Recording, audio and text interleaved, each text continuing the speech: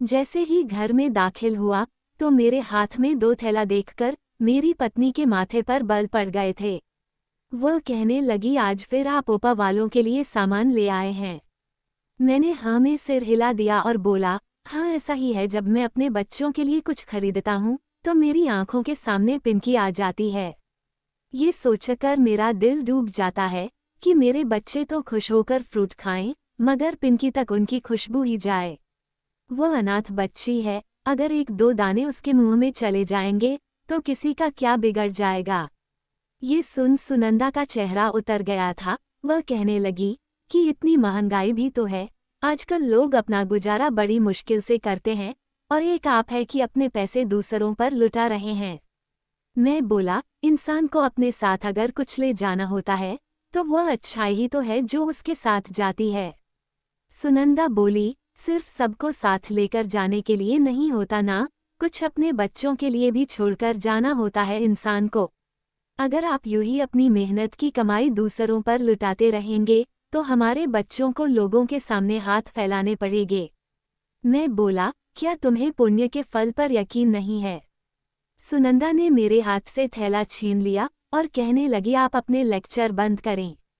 मुझे तो यही लगता है कि आजकल आप बहुत धार्मिक बन गए हैं। कहीं ऐसा तो नहीं है कि आप उस विधवा से शादी करके पुण्य कमाने के चक्कर में हो? सुनंदा की बात सुनकर खूब जोर की हंसी निकली थी। मैं अब समझा था कि उसे मेरे इस बर्ताव पर आपत्ति क्यों हो रही है। मैं बोला, अगर मैं ऐसा कोई सोच भी रहा हूँ तो इसमें गलत क्या है? सुनंदा गुस्सा हो गई और बोली, मैंने अपने घर के ऊपर वाले तल को किराए पर देकर बहुत बड़ी गलती कर दी है। मुझे कहाँ पता था कि यहाँ मेरे घर में कुछ और ही शुरू हो जाएगा। मैंने तो सोचा था कि 4 पैसे मेरे हाथ में भी आ जाया करेंगे। लेकिन आप मेरी बात कान खोलकर सुन लें कि आपके एक चाल चलने नहीं दूंगी। आप जो अपनी दाल गलाना चाह रहे हैं, मैं वो दाल कभी गलने नहीं दूंगी। मैं मुस्कुरा दिया था, जबकि मेरी पत्नी अपने कमरे में चली गई। 8 से 10 साल पहले मेरी लव मैरिज हुई थी। सुनंदा को मैंने एक शादी में देखा था, तभी से मैं इस केस में गिरफ्तार हो गया था। मैंने अपने माँ बाप से कहा कि मेरी शादी सुनंदा से करवा दें, मगर वो राजी न हुए। जब मैंने अपनी जान देने की धमकी दी तो उन्होंने मेरी शादी मेरी पसंद से करवा तो दी थी, मगर मेरे माँ बाप ने सुनंदा को स्वीकार नहीं किया था। मैं सुनंदा को बहू की हैसियत से स्वीकार करवाने में नाकाम रहा था। मेरी माँ हर समय मेरी पत्नी को 4 बातें सुनाती रहती थी, फिर मेरी भाभियाँ भी हर वक्त सुनंदा से लड़ती रहती थी और यही हमारी जिंदगी बनकर रह गई थी। फिर मैंने एक दिन तंग आकर एक बड़ा फैसला ले लिया। ये समझदारी वाला फैसला था या नहीं मैं नहीं जानता। मैंने सोचा कि क्या मैंने सुनंदा से शादी इसलिए की है कि उसे लोगों की बातें सुनने पड़े, हर दिन तकलीफ सहनी पड़े। मैंने उस माहौल से निकालने के लिए घर किराए पर ले लिया और सुनंदा के साथ वहां पर शिफ्ट हो गया था। मेरी और मेरी पत्नी की जिंदगी में बड़ा सुकून आ गया था। मैं कभी कभार अपनी फैमिली से मिलने घर चला जाया करता था। सुनंदा भी मुझसे राजी खुशी थी। इसी घर में आकर मेरे बेटे ने जन्म लिया था, जिसका नाम हमने अमित रखा था, और फिर 2 साल बाद मेरी बेटी कविता पैदा हुई थी। हमारे घर में बड़ा सुकून था। हम दोनों अब भी बड़े प्यार मोहब्बत से रह रहे थे। बच्चों के जन्म के बाद भगवान के आशीर्वाद से मुझे बहुत अच्छी कंपनी में जॉब मिल गई थी। मैंने अपनी पुरानी जॉब छोड़ दी और नई जगह पर नौकरी करने लगा था। मेरी सैलरी बहुत अच्छी थी, मेरे दोनों बच्चे स्कूल भी जाते थे। लेकिन फिर भी मैं इतना पैसा जमा कर लिए कि कुछ ही वर्षों में ही मैंने अपना खुद का मकान खरीद लिया। अब मैं और मेरी पत्नी बहुत खुश थे। भगवान का दिया हमारे पास सब कुछ था। 2 महले का मकान लिया था, पर हमारी फैमिली छोटी सी थी, इसलिए हम ग्राउंड फ्लोर पर ही रहते थे, जबकि ऊपर वाला हिस्सा बिल्कुल खाली पड़ा था। एक दिन सुनंदा मेरे पास आई और कहने लगी कि अगर आप मुझे अनुमति दे तो मैं अपने घर के ऊपर वाला तल किराए पर देना चाहती हूँ। मैंने उसकी तरफ हैरत से देखा और बोला, तुम्हें क्या सूझी है, तुम ऐसा क्यों कह रही हो? तो वो कहने लगी, मेरा भी दिल करता है कुछ पैसे मेरे पास भी आ जाया करें।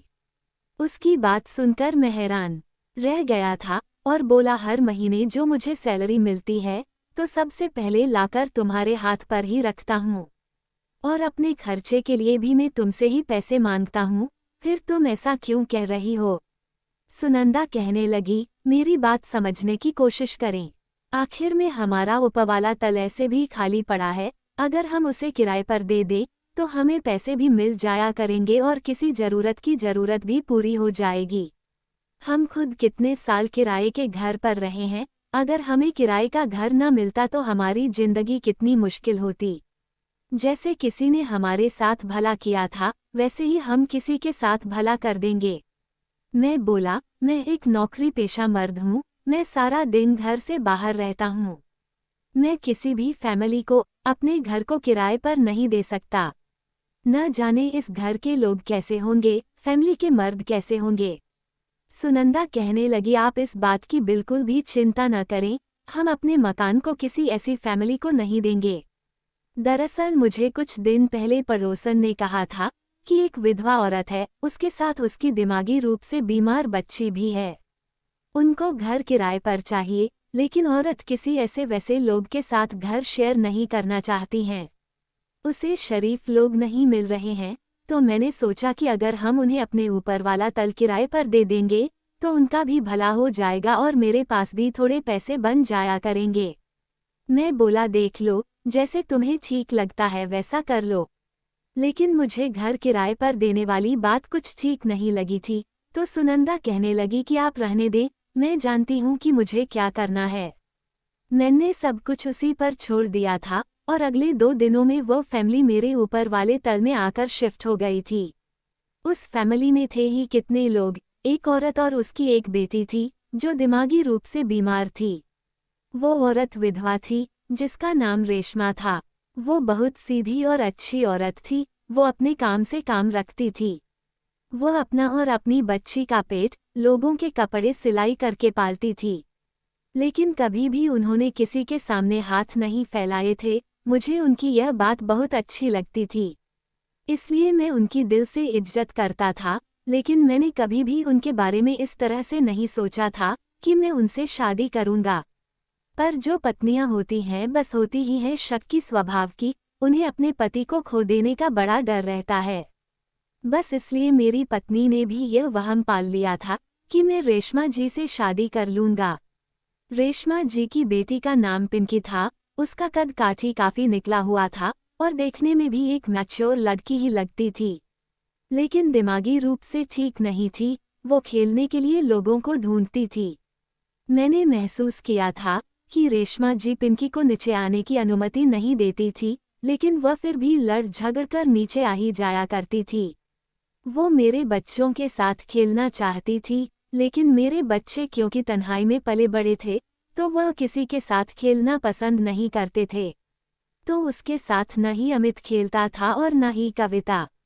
मैंने अपने दोनों बच्चों को अच्छी तरह समझाया भी था कि चलो, अगर वह तुम लोगों के साथ खेलना चाहती है तो खेलने में कोई हर्ज नहीं है, उसका साथ बन जाया करेगा और तुम लोग भी एंजॉय कर लोगे। लेकिन मेरे बच्चों ने साफ मना कर दिया कि वह ठीक नहीं है, इसलिए हमें उसके साथ खेलना अच्छा नहीं लगता है। जबकि मैंने उन्हें बताया कि जो इंसान दिमागी रूप से ठीक नहीं होता वह भगवान के साथ ज़्यादा करीब होता है।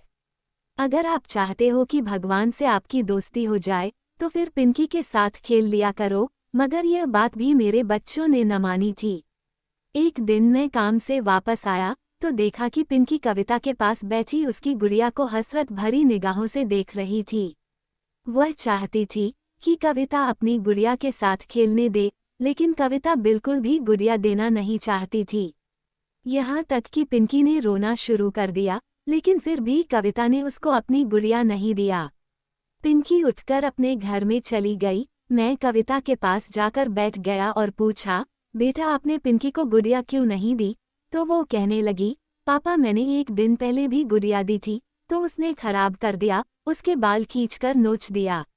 अब भी अगर मैं उसे अपनी गुड़िया दे दी तो वह बाल खराब कर देगी। मैंने जब पिंकी की तरफ देखा तो सिर हिला दिया था। अब मुझे एकदम से सुकेश और उसकी बातें याद आई थी।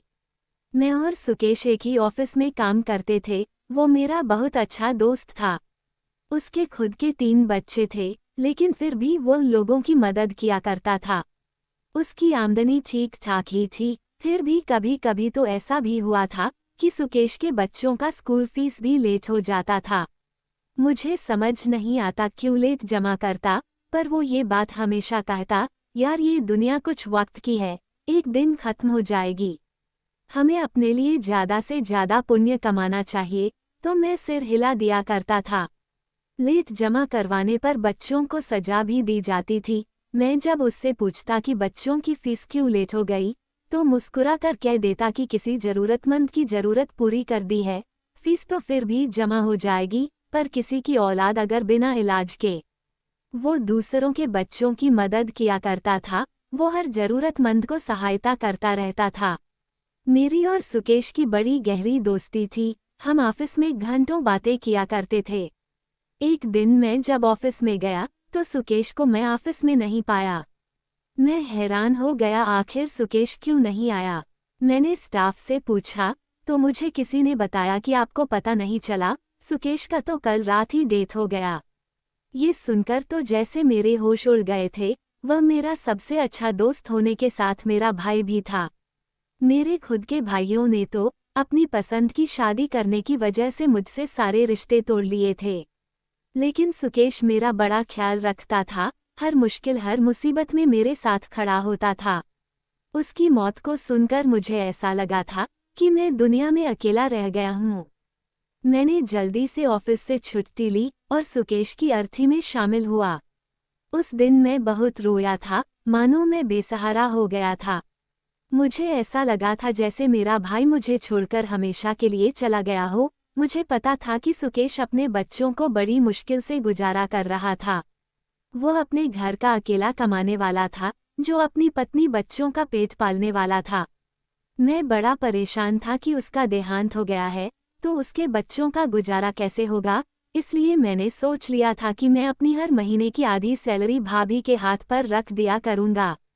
मैं उनसे कहूँगा कि आप अपने भाई की तरफ से खर्चा स्वीकार कर लें। मैं भाभी के साथ हमेशा कांटेक्ट में रहता था। बच्चों के बारे में भी उनसे पूछता रहता था, उनसे कहता था कि मैं आपका भाई हूँ। अगर बच्चे बीमार हो गए या किसी तरह की कोई ज़रूरत पड़ी, तो आप बिना झिझक मुझे बता दीजिएगा। भाभी ने मुझसे कहा कि ठीक है, मैं आपको बता दिया करूँगी। एक दिन मैं ऑफिस में नहीं था, जब मुझे बैंक की तरफ से सैलरी आने का मैसेज आया था। मैंने सोचा कि आज मैं आधी सैलरी भाभी को दे आऊँगा, तभी मेरे मोबाइल पर भाभी का नंबर से मिस्ड कॉल आया। मैंने जल्दी से कॉल की, उनसे पूछा कि सब ठीक है ना, बच्चे सब ठीक है ना। भाभी ने कहा सब खैरियत है, लेकिन आज आप ज़रा घर आना। मैं जल्दी से भाभी के घर पहुँचा तो जाकर सोफे पर बैठ गया। भाभी मेरे पास आकर बैठी, तो सबसे पहले मैंने अपनी आधी सैलरी उनके सामने रख दी और बोला, भाभी सुकेश अब नहीं रहा, आपको घर चलाने के लिए पैसे की ज़रूरत होती होगी, इसे आप रख लें और इससे घर का खर्च चला लिया करें।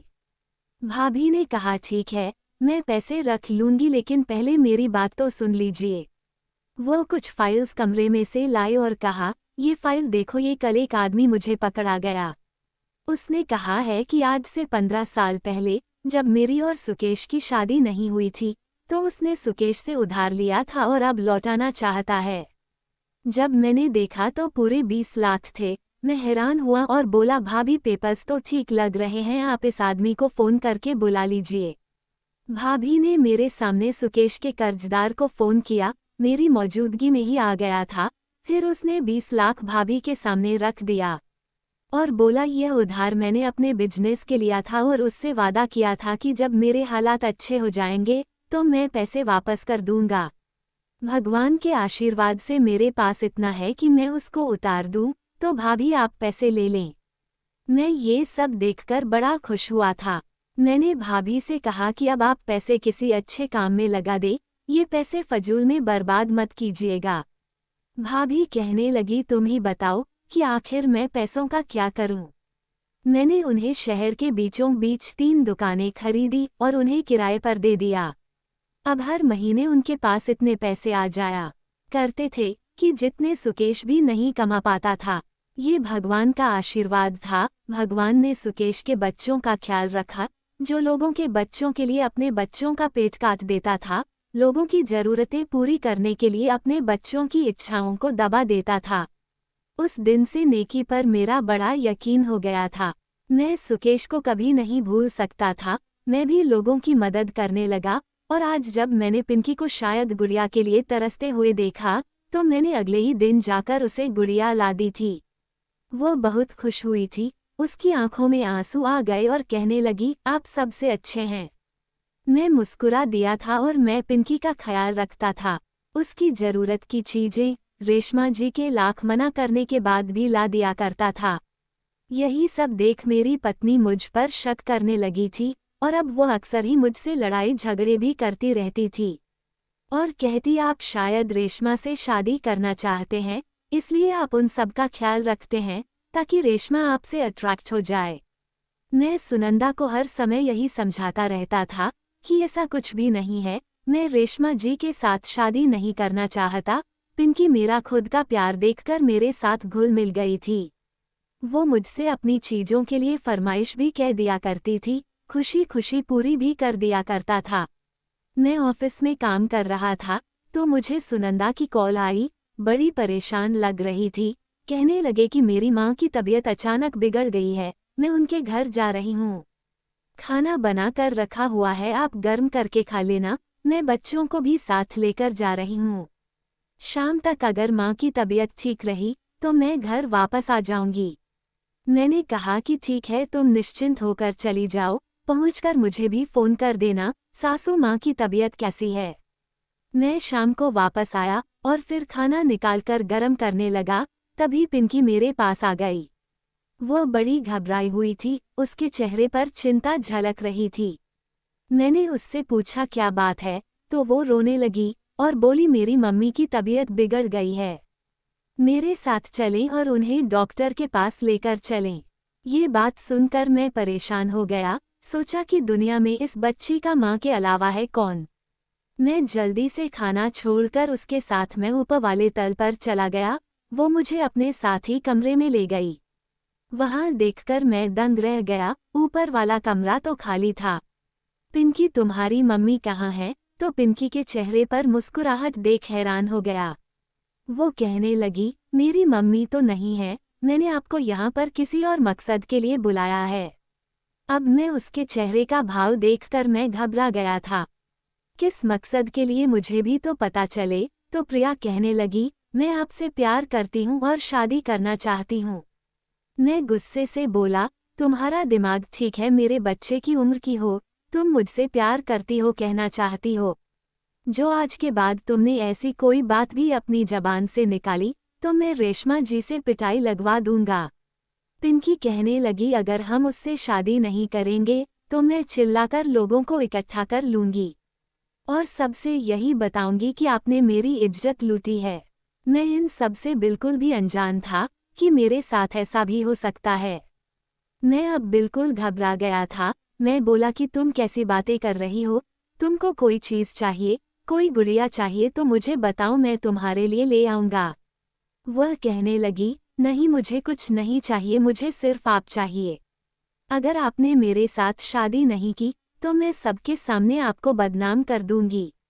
मैंने कहा, बस करो, ये फिजूल की बातें छोड़कर बैठ जाओ। लेकिन पिंकी ने अपने गले से दुपट्टा उतार कर जमीन पर फेंक दिया और फिर अपने कपड़े फाड़कर चीखने लगी। मैं बहुत घबरा गया था और तभी रेशमा जी कमरे में आ गई।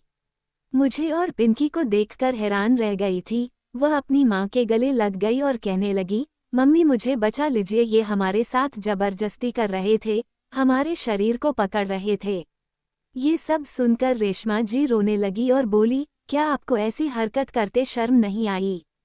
आप छोटी सी बच्ची के साथ ऐसी हरकत कैसे कर सकते हैं? ये तो दिमागी रूप से भी ठीक नहीं है। मैंने आपको बिल्कुल भी इतना घटिया नहीं समझा था, आप ये सब कैसे कर सकते हैं?